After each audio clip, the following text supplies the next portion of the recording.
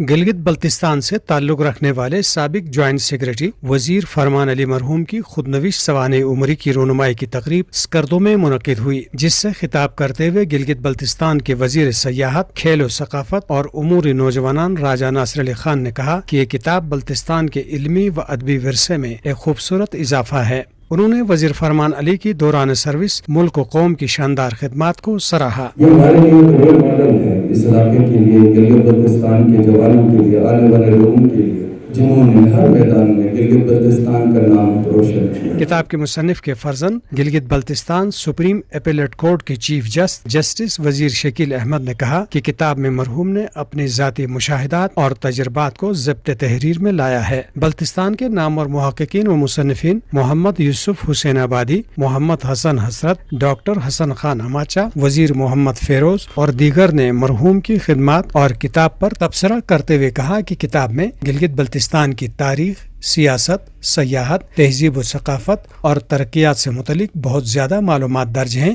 جو آنے والے محققین، طلباء و طالبات اور عام قارئین کے لیے بہت مفید ہیں۔ تقریب میں گلگت بلتستان کے وزیر تعمیرات عامہ وزیر محمد سلیم، اعلیٰ حکام، علم و ادب سے شغف رکھنے والی شخصیات اور لوگوں کی بڑی تعداد نے شرکت کی۔